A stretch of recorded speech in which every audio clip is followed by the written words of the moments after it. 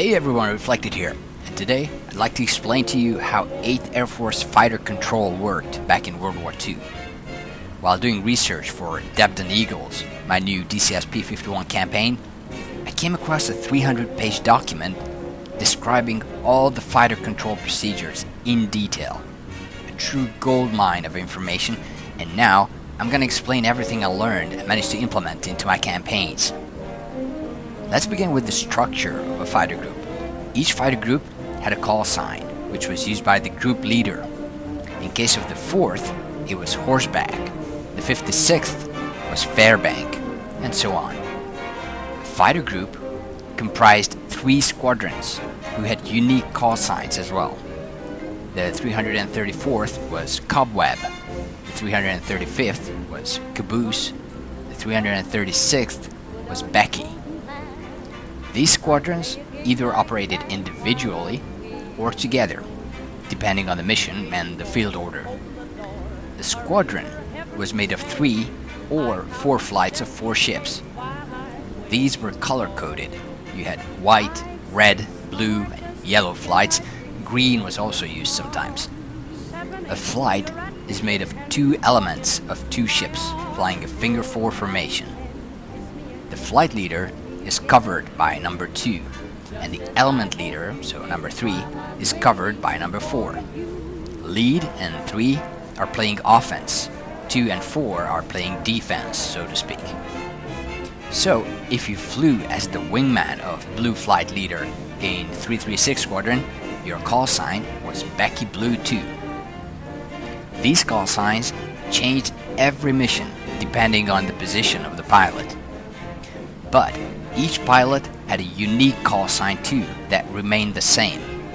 Yours may have been, say, Becky 46. This has nothing to do with your position in the formation. They use this call sign usually when requesting a fix, for example. More on that later. So, who did the group or squadron talk to during a mission and on what channel? Let's go through them one by one. Channel A was used 95% of the time. On this frequency, the pilots of the 4th could talk to Debden Tower, call sign Diction. Takeoffs and landings were done in silence. Imagine the chaos if 36 planes tried to talk to Tower all at once.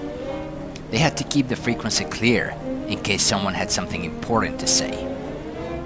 Returning from a mission, the group usually radioed in, letting the tower know that they were coming, inquiring about the weather and the conditions of the field. Once away from the airfield, the group was under Colgate control. Colgate, or track line before April 1944, was the call sign of 65th Fighter Wing Control, based at Saffron Walden, just a few miles from Debden. There was a big control room with all kinds of intelligence people, and each fighter group of the 65th Wing had their own unique Channel A with their own controller. The frequency of the 4th Fighter Group's channel was 770 kHz. Different groups did not hear each other. It was hard enough to keep the frequency clear with this many ships already. The group let Colgate know when they were crossing out over the English coast or back in, or crossing the enemy coastline. The code word for the latter was ha ha ha. Then they would report their position relative to predefined navigation points that are easy to recognize from the air. A large lake, a city, airfield. Each of these had an ID letter, and these letters would form a word to make it easier to remember for the pilots. For example, hello, Colgate. Horseback here. We're passing east of gas for sugar. Any business? Over. Sorry, no business. It's important to note that there was no direct radar control at Saffron Walden. The position of friendlies and enemies were tracked based on reports coming in from all the different groups. There were people tasked with bouncing between the group controllers, passing on relevant information. There was also Y service, so a couple of fellas listening to the Germans' radio.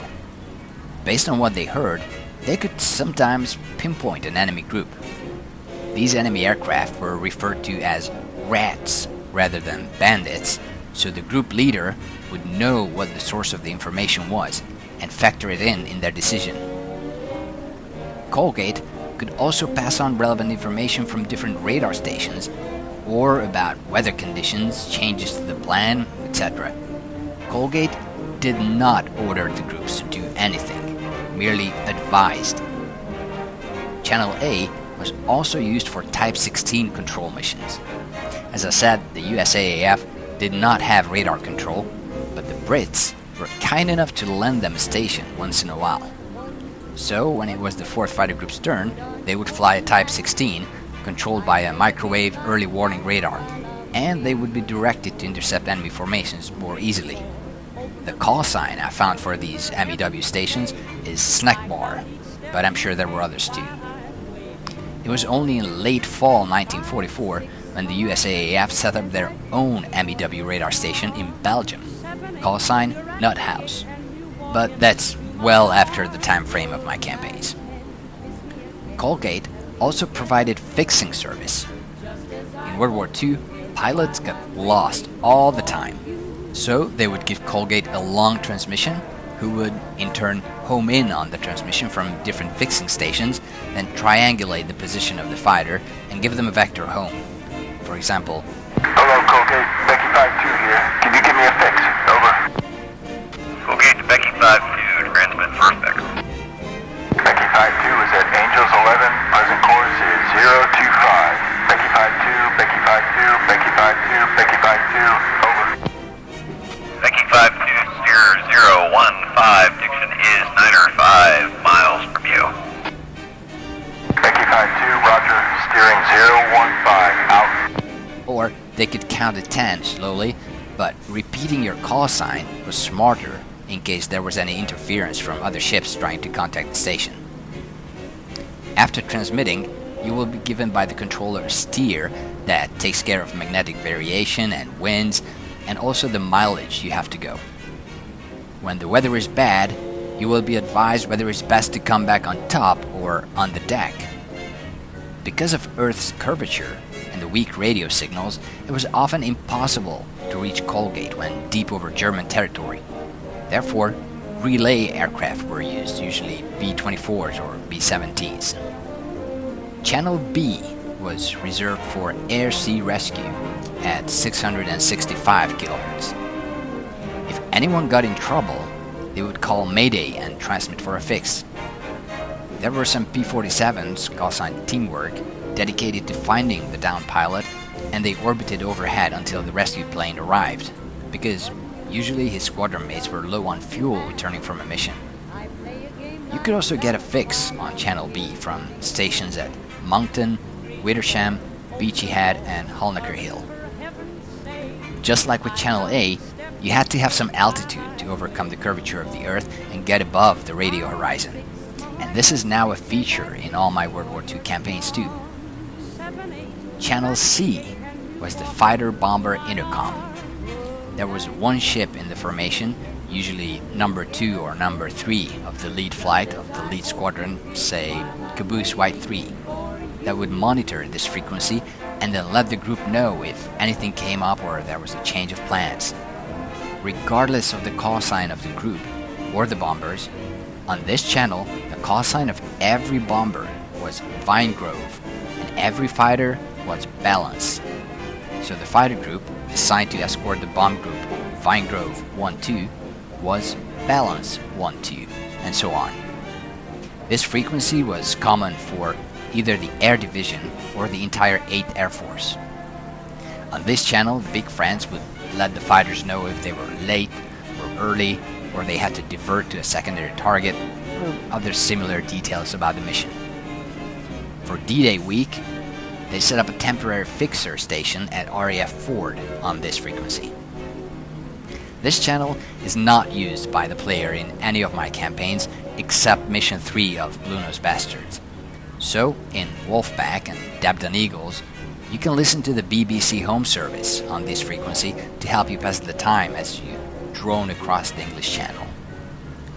Then, last but not least, that was channel D, 689 kHz, which was a common frequency for all groups of the 65th Fighter Wing, and it was used exclusively for fixing. It had stations at Wittersham, Holnaker Hill, Welwyn, Wood Farm, Wicks, Hamsby, Debden and Beachy Head. In DCS, it would have been impossible to implement a dynamic fixing service for the player, but you can use the built-in ATC menu to request navigational assistance, and they will give you a vector to home base. It's interesting to see what a large portion of all this was dedicated to navigational assistance and finding your way home. It was a really important aspect of the missions. They did not have F10 map icons, you know. So this is exactly how comms will work in my upcoming Debden Eagles DCS P51 campaign, but not only that, I corrected Wolfpack 2. Before I found this document, I had to do a lot of educated guesses based on the pieces I had. Mostly I was right, but I also got some things wrong, like I thought you could hear other groups on the radio, but you couldn't. So I went over the Wolfpack campaign and removed those voiceovers, as well as fixed the radio channelization. In Blue Nose Bastards of Botany, I couldn't do this because the story itself is sometimes based on different groups talking to each other and requesting help. It's a semi-historical campaign, so I decided to leave it as it is, instead of completely rewriting the missions from scratch. Alright, I hope you found this video interesting and you managed to learn something new about World War II aviation. And then it will all make sense when you play my USAAF campaigns. Don't forget to subscribe for further updates. Debden Eagles is really close. Alright, see ya!